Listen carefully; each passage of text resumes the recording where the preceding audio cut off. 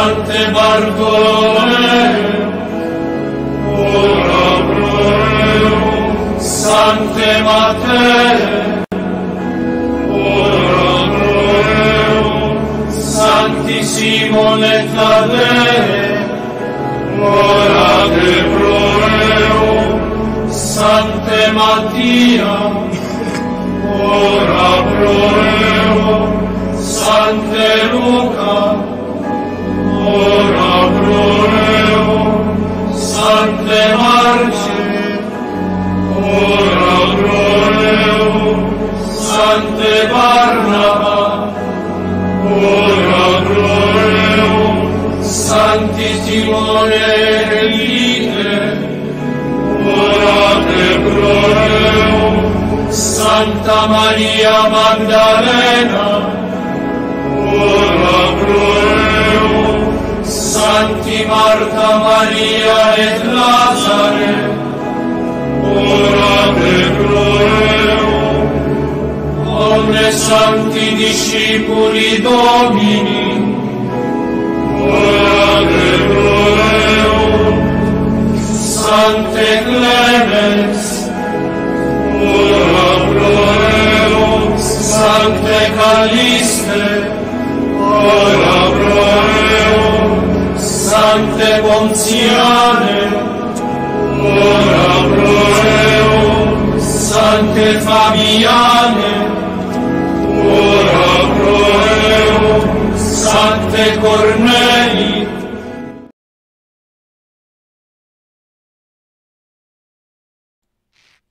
Ayan, magandang gabi po sa bawat isa. Muli ay nagpapasalamat tayo sa Panginoon. Tayo ay muli makakapag-aral ng kanyang mga salita at ating pong lilinawin ng ating pong tayo sa mga bagay-bagay po na kasulat po sa Biblia at nangyayari po sa ating mga paligid. At upang malinawan po tayo na tayo po ay kinakailangan magmatsyag, magsuri, tayo po ay sama-sama na itayo ang doktrina at tamang aralin ng Panginoong Jesucristo, at ito ay maipayag din natin sa iba.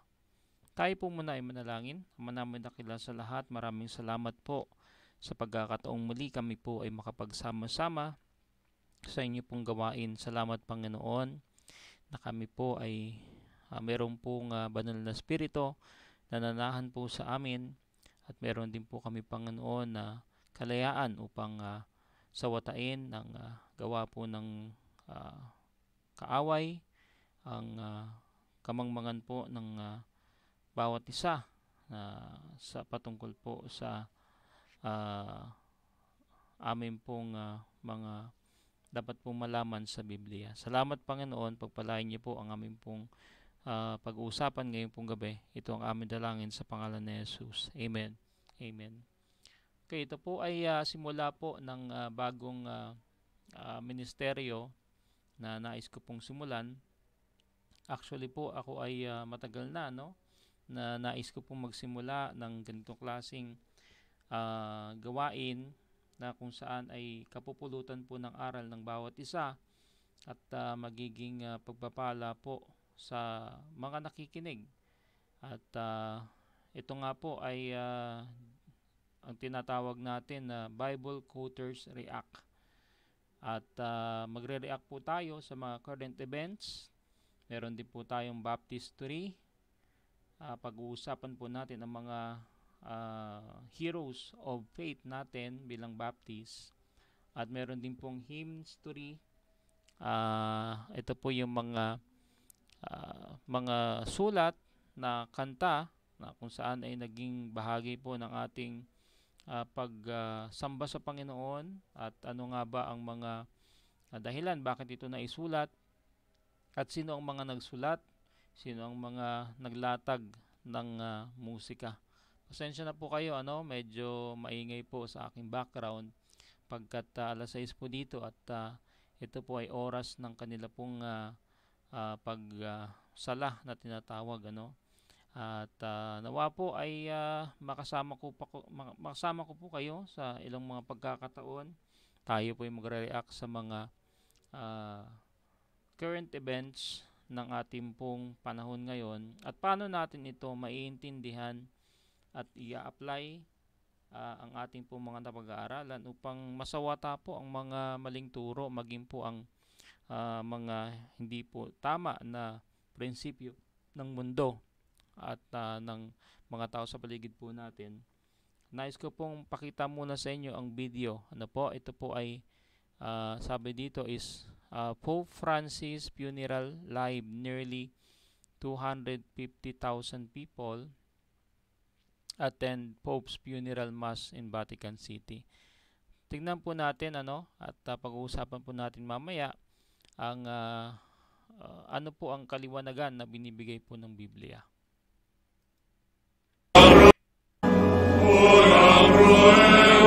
Santa Agnes, ora pro eum, Santa Cecilia, ora pro eum, Santa Eugenia, ora pro eum, Santa Lucia, ora pro eum, Santa Maria, ora pro eum, Santa Teresia benedicta a cruce, ora pro eum, omnes sancti martires, orate pro eum, Sancte Ambrosi, ora pro eum, Sancte Hieronyme,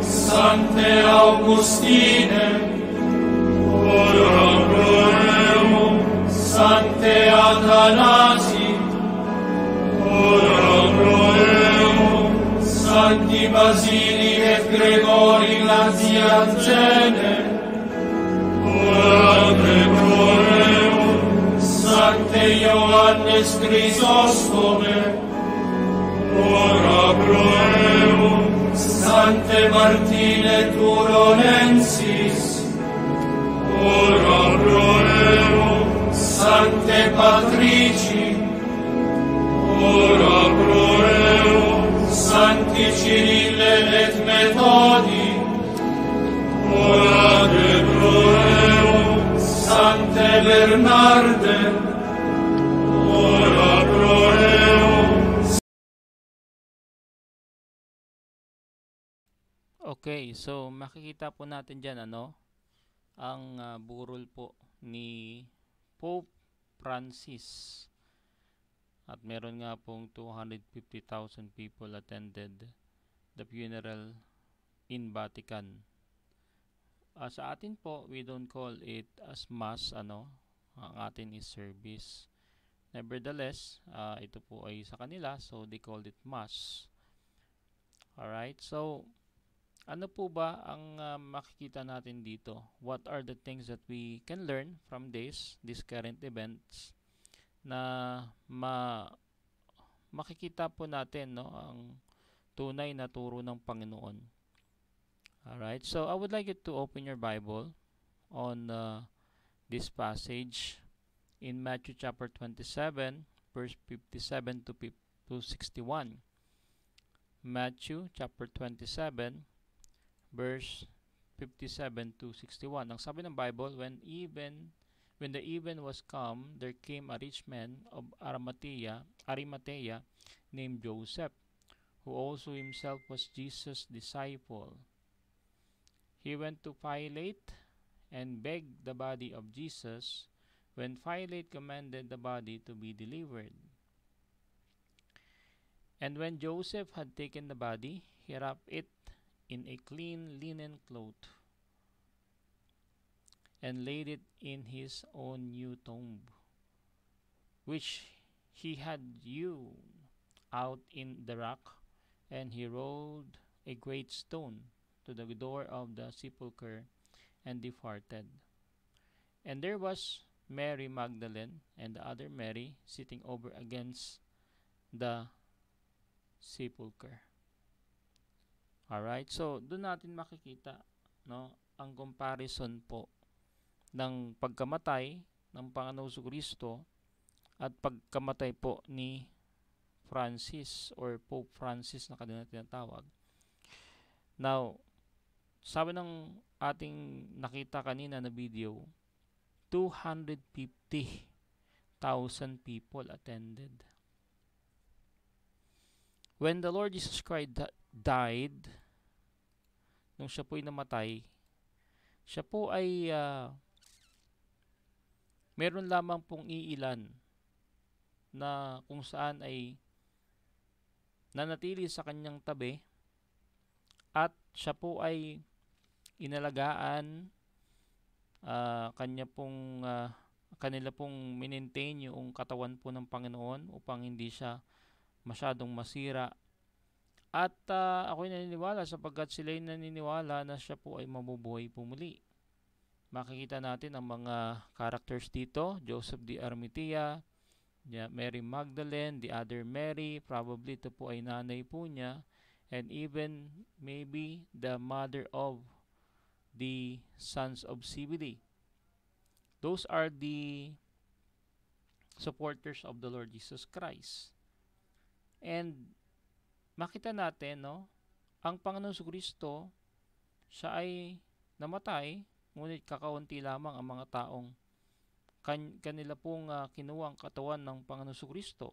In fact, nakiusap pa nga po, no, si Joseph, no, na kung saan ay kunin ang katawan ng Panginoon Kristo, at si Pilate naman po inutos na ito po ay ibigay, ano po. At alam po natin, ano, na ito po ay dinala po, no, ni Joseph sa kanya pong tomb, kanyang ginawang tomb, probably para sa kanyang pamilya, at doon po ang Panginoon ay hinimlay. Ngayon makikita natin ang pagkakaiba po sapagkat nais ko pong makita po ninyo na ang atin pong tinutumpok or pinupunto dito ay yung pong history po ng Catholicism. Sapagkat ang Pope po ay naniniwala sila that this is the Vicar of Christ. It means that he is the representative of Christ here on earth. And if he is the representative of Christ in earth, he should also suffer like the Lord Jesus Christ. Ano po, ang Panginoon Kristo, siya po ay hindi po nakaranas ng royalty or anumang mga espesyal na pagpapakita na siya ay importante, espesyal na trato sa mga tao. At makita po natin ang history po ng Catholic. Ang history po ng Catholic, they were formed according to tradition. The Catholic is started from the day of the Pentecost Upper Room of Jerusalem. This is their claim. No? Pero hindi po tayo naniniwala dyan. The Catholic tradition consider that the church is continuation of the early Christian community established by disciples of Jesus. The church consider its bishop to be successor of Jesus' apostle. The church leader, Bishop Rome, also known as Pope, is to be the sole successor to Saint Peter. So naniniwala po sila na si Peter po ang first Pope. Alam po, papakita po natin, ano. Naniniwala sila na si Peter po yung first Pope. Pero alam po natin, ano, na malabo po yan sapagkat ang Pope po ay meron silang batas o kanila pong tradisyon na hindi po maaring mag-asawa ang Pope or ang pare, no? Si Peter po, meron po siyang asawa, malinaw po 'yan, meron siyang mother-in-law, no? Sabi sa Bible na ang Panginoon Kristo ay pinagaling ang mother-in-law ni Peter, at nung gumaling nga ito ay inalagaan po at inasikaso ang Panginoon Kristo at mga disipulo. So makikita natin na naniniwala sila na ang Pope ay siya yung successor ni Peter.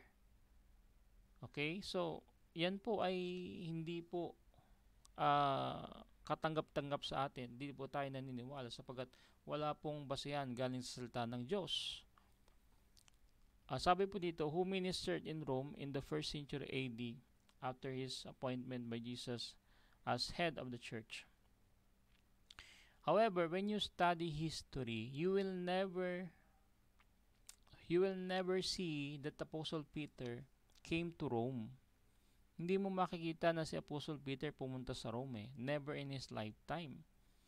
Si Paul pumunta po sa Rome. Pero hindi naman si Paul ang kinukonsider nila at kiniklaim nila na Pope.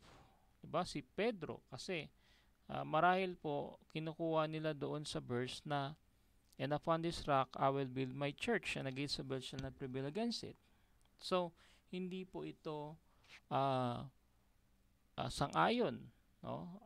Hindi po ito katanggap-tanggap at hindi po ito tama sa ating pong paningin bilang nag-aaral po ng salita ng Diyos. By the end of 2nd century, Bishop began congregating in regional synods to resolve doctrine administrative issues. Historian Eamon Duffy claims that by the 3rd century, the Church at Rome might even function as a court of appeal on doctrinal issues. Matindi po ang kanilang mga mga tradisyon, paniniwala, at hindi mo naman pwedeng i-claim basta-basta na ikaw ang nag-succeed, no? O ikaw ang sumunod kay Pedro. Kailangan meron kang verse na magpapatunay na ito ay totoo. Kahit sino po pwede magsabi na ako ay apostle, kaya nga hindi tayo naniniwala sa mga apostle na yan sa panahon po natin ngayon sapagkat we believe in cessation. Yung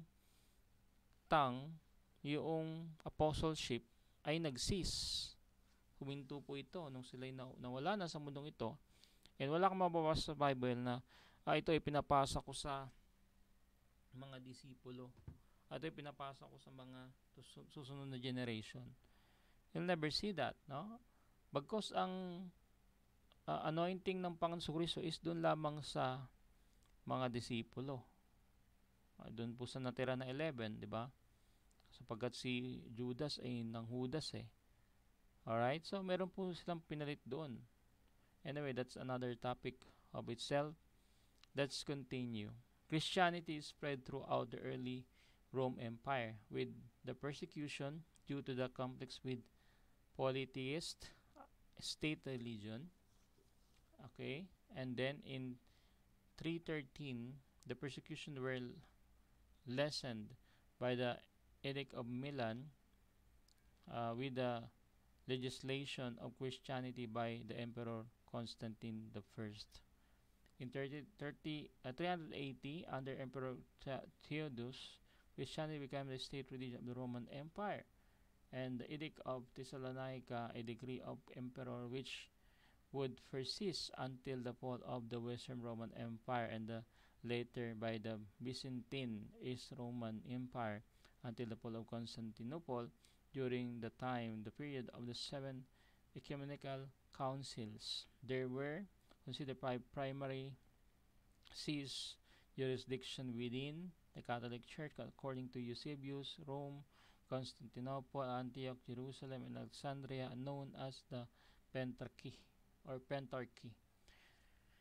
Alright, so this Catholicism started, I believe, 310 AD, no?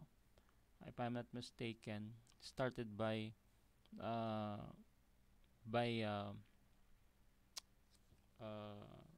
Constantine the First. At ang ginawa po niya, alright, pakilagay po dyan if tama yung 310 AD, no? At paki-comment po sa baba kung tama po yun. At I believe that's the year that he started Roman Catholicism. And ang ginawa po niya, no, yung paganism na kanilang practice as Roman and the Christianity, he mixed it up. So, hindi na po siya mahirapan pagdating po sa pagkuha ng suporta sa mga tao because there are Christians, there are Romans, para hindi magkaroon ng conflict. So, they combine it. But that's not what the Lord wants us to do. No, we need to be separated. And you see, in this religion, no, halos lahat po ng Pilipino galing po sa religion po nito. And I do not criticize or I do not judge anyone who is a part of this. I'm only explaining to you para mabuksan yung isipin natin na ano ba yung katotohanan galing sa salita ng Panginoon. Now, first is walang tao na maliligtas sa pamamagitan po ng religion. Walang tao na mapupunta sa langit sa pamamagitan ng religion. Walang tao na mapupunta ng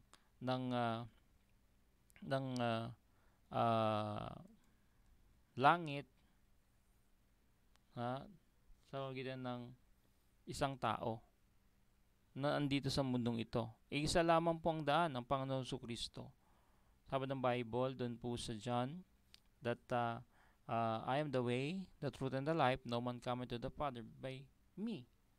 So, napakadali pong makita ang mga mali pong turo sapagkat isa lang dapat ang ating daan, isa lang dapat ang ating pong pukusan. Ayun po ang Panginoong Jesucristo. Kaya po nawa, no, kung tayo po ay hindi pa po tumatanggap sa Panginoon bilang sariling tagapagligtas, ay nais ko pong sabihin sa iyo na ang daan po papuntang langit ay ang Panginoong Jesucristo. Kaya po, kaibigan, nawa ay tanggapin mo ang regalo na bigay sa atin ng Panginoon. Sabi dito sa Romans 6:23, Romans 6:23,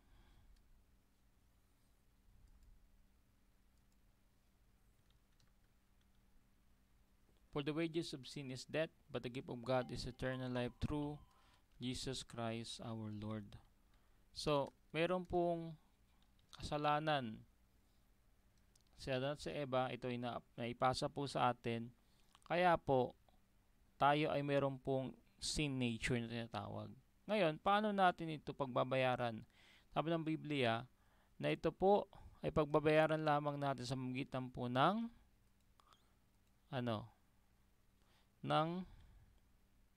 pagpapako sa krus? Hindi po. Paano natin bayaran ito? Sa pamamagitan po ng kamatayan. Kaya po ang lahat ng tao ay namamatay kasi mayroon pong punishment dun po sa kasalanan. At ang kasalanan na is sin nature because we have the sin nature from Adam and Eve. Therefore, all of us will die. But there are two kinds of death. Meron pong physical death and meron pong spiritual death. Ang spiritual death, makikita natin sa Revelation 20:14. Revelation 20:14. And death and hell were cast into the lake of fire. This is the second death. So meron palang second death, no? Napaka detail ng salita ng Panginoon na pagkatapos mamatay dito, meron pang second death. And that second death is dun po sa dagat-dagatang apoy. Now that is what the Romans 6:23 is explaining to us, na yung wages ng death or wages of sin is death. Ngunit, sabi ng Bible, but the gift of God. Pag sinabing gift, hindi mo ito pagtatrabahuan, hindi mo ito bibilhin, ito ay libreng ibibigay sa iyo. But the gift of God is eternal life through Jesus Christ our Lord. Therefore, paano tayo magkakaroon ng buhay na walang hanggan? Tatanggapin natin ang Panginoon Kristo, magsisisi tayo ng ating mga kasalanan, at sabi ng Biblia, tayo ay maliligtas. Romans chapter 10 verse number 9. Ito pong gagawin po natin. If we confess, thou shalt confess with thy mouth, sa iyong bibig, the Lord Jesus, and shalt believe in thine heart, maniniwala ka sa iyong puso, that God hath raised him from the dead, no? Na siya po ay binuhay muli ng Panginoon, thou shalt be saved. Alright, so makita natin dito na yung pagtanggap sa Panginoon, napakadali lang po, sapagkat ginawa na po ng Panginoon ang mahirap na bagay. Ngayon pong gabi, o umaga, o hapon, nasan man po kayo, nais ko po kayong anyayahan sa isang panalangin. At ang panalangin po nito ay pagtanggap sa Panginoon bilang sariling tagapagligtas. Magsisi ng ating kasalanan at maniwala sa Panginoong Jesucristo bilang sariling tagapagligtas. Hindi po hinahanap ng Panginoon ang mga matutuwid, kundi hinahanap ng Panginoon yung pong mga liko, yung mga nawawala at yung mga makasalanan. Kaya nga sabi ng Panginoon Jesucristo, I came not to seek those who are righteous, but I seek to find those which are lost. That's why ngayon pong gabi, umaga, hapon, nasan ka man, inanyahan kita na ikaw ay manalangin kasama ko, mailid kita sa panalangin ng pagtanggap sa Panginoon at pagsisi ng iyong kasalanan, at upang tayo ay makatanggap po ng buhay na walang hanggan. Tayo po'y manalangin, ipikit mo ang iyong mata, yuko mo ang iyong ulo, huwag ka munang tumingin sa cellphone, sa anumang mga nakikita mo, no? Ipikit mo ang iyong mata at manalangin tayo. At maari ba na sundan mo ang aking panalangin, banggitin mo ang aking mga sinasabi upang mailid kita sa isang panalangin. Panginoon, salamat po sa gabi na ito. Patawarin niyo po ako sa aking mga kasalanan. Pinagsisihan ko po ito, Panginoon. Baguhin niyo po ang aking puso't isipan at ako po'y lumakad sa inyo pong kalooban. Tinatanggap po kita bilang sariling tagapagligtas. Ako po'y naniniwala, nananampalataya, at ako po'y nagtitiwala na kayo po'y namatay, nailibing, at muling nabuhay, at ito po'y sapat na upang ako po ay pumunta ng langit. Salamat po sa kaligtasan. Ito po ang aking dalangin sa pangalan ni Jesus. Amen and amen. Kapatid, kung ikaw po ay nanalangin ng panalangin po na yan, nais ko po sa iyong pakita ang pangako ng Panginoon dito po sa John 1:12. But as many as receive Him, to them give He power to become the sons of God, even to them that believe on His name. It means that yung mga tumanggap sa Kanya, katulad ng ginawa natin ngayon, ay binigyan niya ng kapangyarihan upang maging anak ng Panginoon. Even to them that believe, doon sa mga naniwala sa Kanyang pangalan. Sabi po sa John chapter 14, John 14, verse 1 to 3. Let not your heart, John chapter 14, verse 1 to 3. Let not your heart be troubled. You believe in God, believe also in me. In my Father's house are many mansions. If it were not so, I would have told you. I go to prepare a place for you. And if I go to prepare a place for you, I will come again and receive you unto myself, that where I am, there ye may be also. That is the message of God to you. If you receive the Lord Jesus Christ as your personal Savior this day, sabi niya, huwag kang magulimahanan, huwag kang mangamba. Sabi ng Panginoon, kung ikaw ay naniwala sa Diyos, ikaw ay naniwala sa Panginoong Jesucristo. Sa tahanan ng aking Ama na nasa langit, ay merong mansyon. Meron po tayong mansyon doon sa langit. Pagpunta natin doon, meron tayong titirhan. Sabi ng Panginoon, if it were not so, I would have told you. I go to prepare a place for you. And so, alam natin that the Lord has prepared for us if you are the sons of God. Kung anak ng Panginoon, sabi ng Panginoon, ay meron kang pupuntahan. Pag pumunta ng langit, ikaw ay merong tahanan, hindi lang tahanan, kundi mansyon. And if I go to prepare a place for you, I will come again. Babalik muli ang Panginoon and receive you unto myself, that where I am. Kung nasa ng Panginoon, there you may be also, andun din tayo. Kaya muli, nagpapasalamat ako sa iyong oras. Nawa, tinanggap mo ang Panginoong Kristo bilang sariling tagapagligtas. Kung hindi pa, maaari mo itong gawin ng iyong sarili.